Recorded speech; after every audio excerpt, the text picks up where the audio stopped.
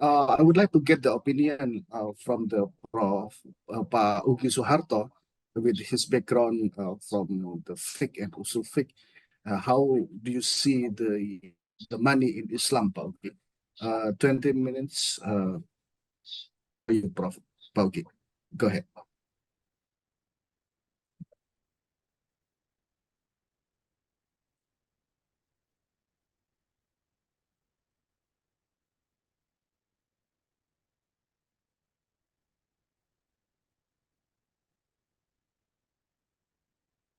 You're still mute, Pak Ugi. All right, can you see my slide? I can. Yes. Right. Bismillahirrahmanirrahim. Alhamdulillahirabbil alamin. Salatu wassalamu ala asyrafil anbiya'i wal mursalin. Sayyidina Muhammadin wa ala alihi wa sahbihi ajma'in. Rabbi shrah li sadri wa yassir li amri wa hlul 'uqdatam min lisani yafqahu qawli. First of all, I would like to thank especially Professor Raditya for organizing this intellectual discourse on money. And thank you very much also Professor Kamil, who is ending his positions. I know that your position has been about 20 years. Yeah. Yes, I think you are quite consistent in this issue. And I used to ask you directly when we met in Surabaya about Professor Umar Chapra on his book, Toward a Just Monetary System, where he didn't mention at all this dinar and dirham in his very important book. I raised a question, did he miss something very big? So this is also my concern actually. Why? Because you see some of our friends are going very extreme when they are proposing of bimetallism of gold and silver money, to the extent they are saying that our fiat money is haram money. It's not a Shari money. I think this will have very big consequences in our life. Where this is actually not being said by our scholars nowadays. Now, my presentation tonight is basically about the material aspect of money. So that's why the title is, does the materiality of money matter really in Islam? Why? Because I know that some of you call it hold the view that money must be in the form of gold and silver. Money must have underlying assets.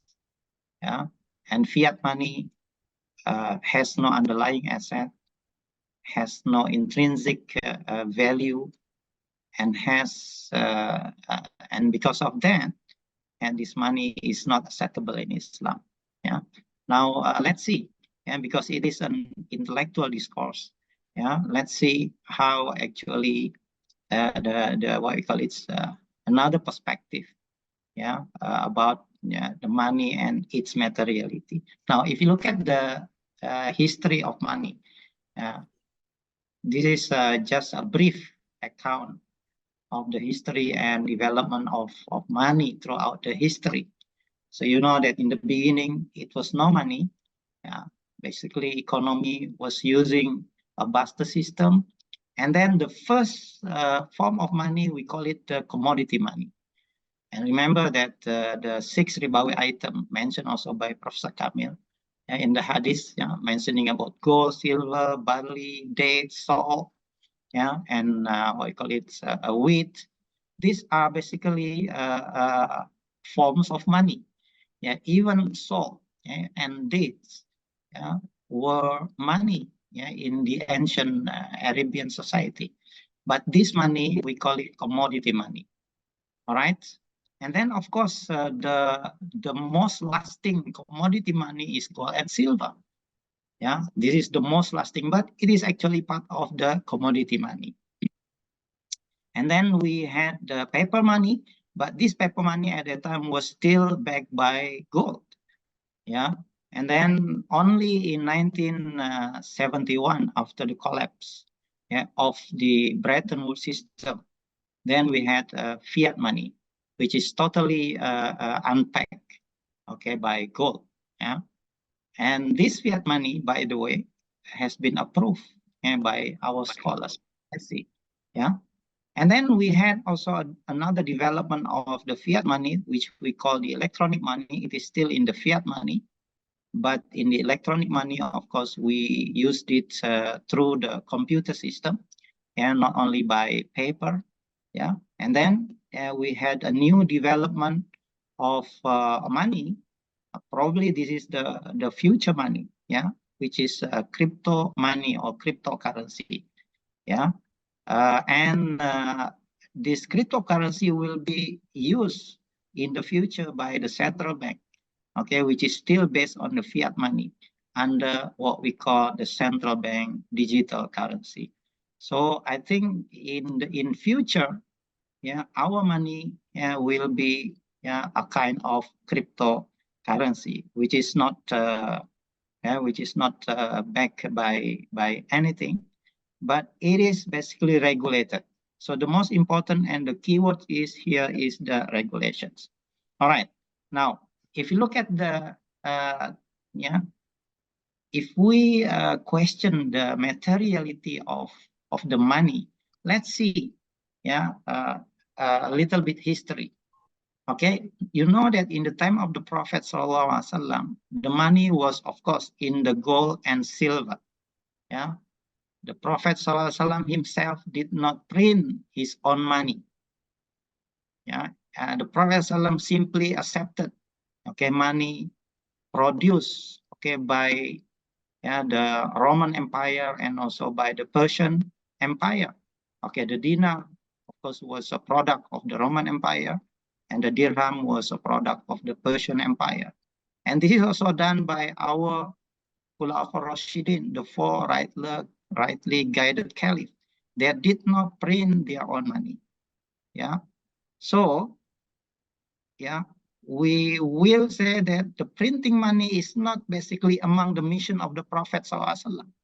Why? Because he did not struck his own coin. He simply accepted the circulated coin produced by Roman and also by Persian Empire. So money is something related to our what you call it, mundane life.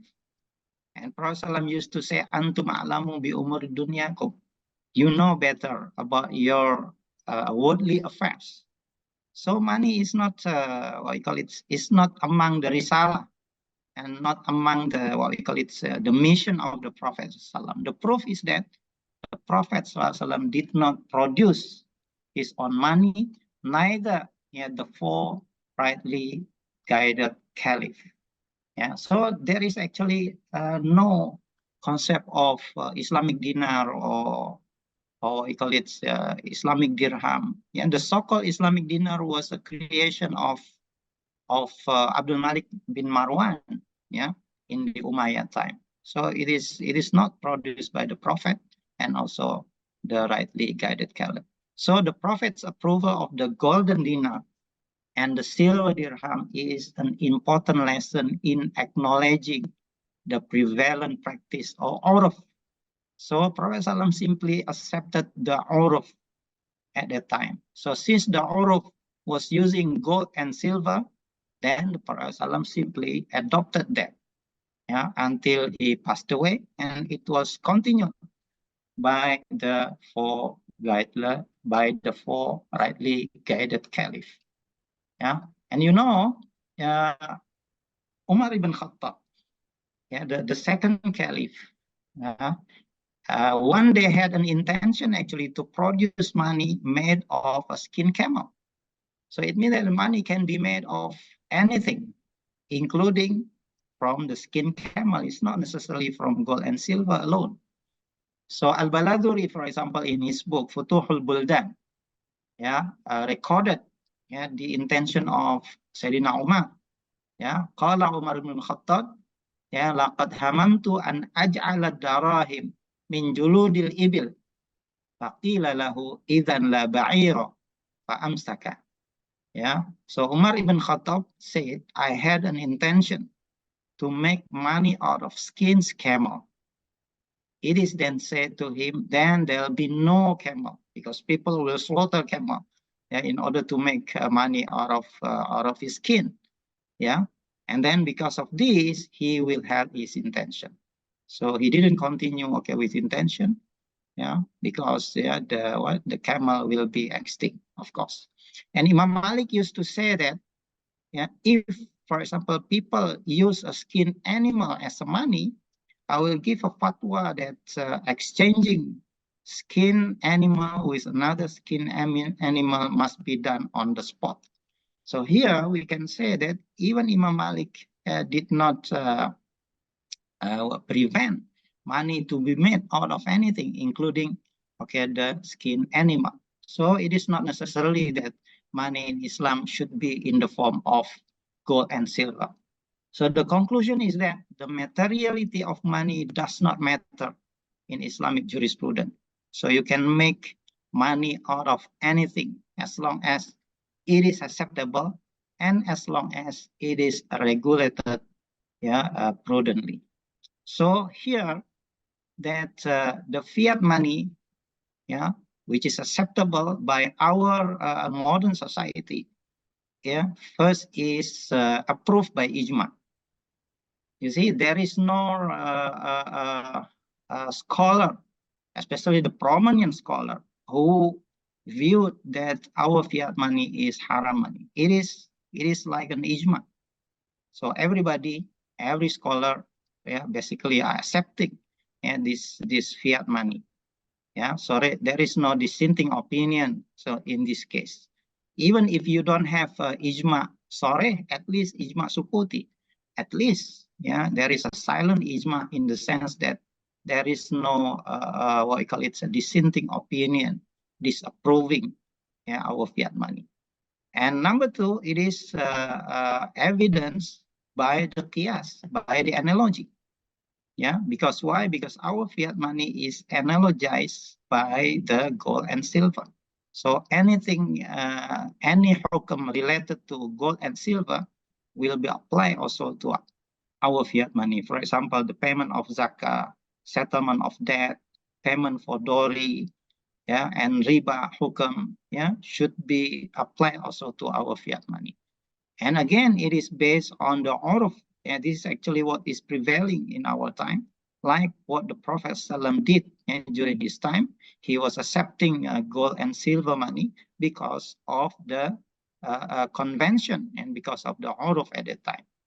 And of course, we use this fiat money for the sake of maslahah, because if we change this, especially in a very drastic, that there will be a mafsada, there will be chaos in our life. So basically, as a conclusion is that paper money and fiat money are basically legally valid in Sharia, with the analogy of gold and silver money. Now, if you look at the opinion of our scholars, for example, I just want to quote here from the Sharia Appellate Bench of Pakistan Supreme Court. It says that today's paper money has practically become almost like natural money, equal in terms of its facility of exchange and credibility to the old silver and gold coins. It will therefore be subject to the injunctions laid down in the Quran and the Sunnah, which regulated the exchange or transaction of gold and silver. And again, the Islamic Fiqh Council of the Organization of Islamic Cooperation Yeah, it's resolved that paper money was real money, possessing all the characteristic of value and subject to Sharia rules governing gold and silver vis-a-vis riba, zakat, salam, and all other transactions. So based on this, yeah, I think our scholars, our Muslim scholars, our ulama, are an agreement that fiat money is a valid money, is a Shari money. So we cannot say that this fiat money is basically haram money. Yeah. Now, we understand, actually, we as a student of economics understand how money is actually being created, yeah, in our monetary system as well as our financial system. Yeah. Now, I think we should differentiate here between monetary issue and financial issue. I think most of probably our discussions, yeah, our economic problem are not only not per se created by the monetary system, mostly probably created by the financial system, by what we call the financializations. It's not really by monetary. So there are distinctions actually between issue of monetary and issue of the finance. We know that money is created through what we call the fractional reserve system or fractional reserve banking. Yeah, basically there are two major institutions which create money. Yeah, the first one is the central bank. Of course, when the central bank is creating money, the central bank is basically creating what we call the hard currency. Yeah, this is what we call the coins and what we call it. Yeah, what we call it. Yeah, the money, M0, what we call nowadays. And then the most important one is basically the commercial bank. Yeah, as Professor Kamil has said that, in fact, the money circulating in our economy mostly created by the central bank. This is what we call the credit, credit money, through the fractional reserve. So the whole money supply is basically the hard currency, which is created by the central bank plus credit money. And of course, this credit money is the bigger proportions of our money. Professor Kamil has mentioned that 95% of money supply is basically through these commercial bank creations. And we know that these commercial banks are licensed to create money in the form of the purchasing power. Now, if you look at on the right side, this is basically how the money being created, through what we call the fractional reserve banking system. Yeah. So, for example, if you have the first deposit of 1,000 and the required reserve is 10, then the loan that bank is given, the maximum loan that bank has the right to give is basically 900. Let's assume that this 900 is again being lent to create another deposit. If it is put in another bank, for example, then the required reserve is 10%, and another loan can be created from the rest of the 90%. And this process will go on and on and on to the extent that, of course, the bubble money will be created. Now, depending on the required reserve, actually in monetary economics, we can calculate how much actually the money will be created by the banking system. But here, if you see this model, you see this model has no interest in it. But in the actual in the actual daily practice, there is interest. Now, this actually we have to distinguish here between the fractional reserve system and the interest system. You see? Now, in this model, when the credit is repaid, the money is annihilated. So, the bank is basically creating money and at the same time annihilating money.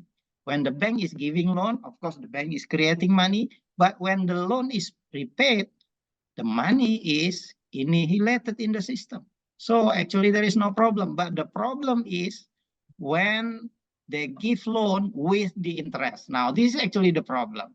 So the culprit, in my humble opinion, is not the fractional reserve system, but the culprit is basically the riba. Okay, so I think I would be able to distinguish here between fractional reserve system and the riba itself. All right, so this is my. You have 4 minutes, Prof. Okay. All right. Now, of course, one of the weaknesses of the fiat system is basically the inflations. Yeah. Now you can see here, for example, Zimbabwe has produced this 100 trillion dollars. Yeah. Of course, the price or the value of this money is nothing. Inflation is basically too much money investing too little commodity. Yeah, inflation is always and everywhere monetary phenomenon. Yeah. Now, when money printing falls in the hands of the political dictators, the result is basically the accelerated inflation and monetary instability. So, what is the solution? The solution is the prudent monetary policy. Money should be produced in line with the productivity of the country. It is even better if the money issued by the central bank is backed by a real asset, like Sukuk. Yeah, so the proposal should be, because money has two levels actually, at the macro level and micro level. So at the macro level, which is called the monetary aggregate, should be backed by goods and services. So the central bank, when they want to print new money, they should, of course, consider the availability or the existence of goods and services. And at the macro level, at the level of notes and coin, it should be backed by certain asset like Sukuk. All right. Now, you see, even during the gold standard period, this is in 1923, before the Bretton Woods. It was still in the time of gold period. We had an inflation. So the inflation is not because of the fiat money or gold money, because of mismanagement of the monetary practice or monetary policy in the country. All right. And this recently, because Venezuela is one of the non-democratic country also. You see, in 2019, in Venezuela, they had an inflation to the extent that this bag of money can only buy one roll of tissue. Yeah. Now, this is my second last, slide. Yeah. You see, Imam Ghazali a long time ago in his book Ihya Ulumuddin, in Kitabu Shukr, has discussed certain features of money, and he said that min ni'amillahi ta'ala khalaqad darahim wa dananir wa bihima qiwan dunya wa huma hajarani la manfa'ata fi a'yanihima. Yeah. So among the blessing of God Almighty is the creation of dirhams and dinar, and with them is the sustenance of the world. And there are two stones with no benefit in their essence. Now, this is very important. I think Imam Ghazali repeatedly, in this book, mentioned that money is la manfa'ata fi a'yanihima. Yeah, there shouldn't be any benefit in the essence. Or la gharada fi a'yanihima. Sometimes he mentions la gharada fi a'yanihima. No purpose in the essence. This is exactly like the fiat money. Because fiat money, has nothing in it. Yeah, so the best form of money is when the money is what we call it searched not for its own sake, but for the sake of the exchange or transactions. Yeah. So I'm quoting here again Professor Saif Ibrahim Tajuddin. The fact that an intrinsic value is lacking in the modern fiat money should be viewed favorably as a point of strength than one of weakness. Such intrinsic values of gold and silver prove counterproductive as they motivate the hoarding of money rather than spending in its economic transaction. As a conclusion, introducing anti-inflation disciplinary monetary policy on the current fiat money is more in line with the Islamic spirit than re-establishing the classical bimetallism, which is more usury prone, as it will move money from the spending flow to the hoarding stock. You see, when we go back to the gold and silver, I think the rate of riba will become higher. You know, in the time of the Prophet, when he was using gold and silver as money, yeah, the rate of riba was al-ba'afan mudha'afan. So actually, there is a contention that when we go back, okay, to the bimetallism, even the riba or the rate of riba will be much higher than the rate of interest. So thank you very much. Assalamualaikum warahmatullahi wabarakatuh. Waalaikumsalam warahmatullahi wabarakatuh. Thank you very much, Bapak Dr. Ugi. Now we just finished our first part, and the second part is actually the comments by Prof. Kamil in response to the presentation by Pak Ugi. There are a few things which I highlighted, that the printing money is not the mission of the Prophet, and then also the last conclusion also very interesting, that the anti-inflation disciplinary is more in line with the Islamic spirit. So thank you very much, Pak Ugi.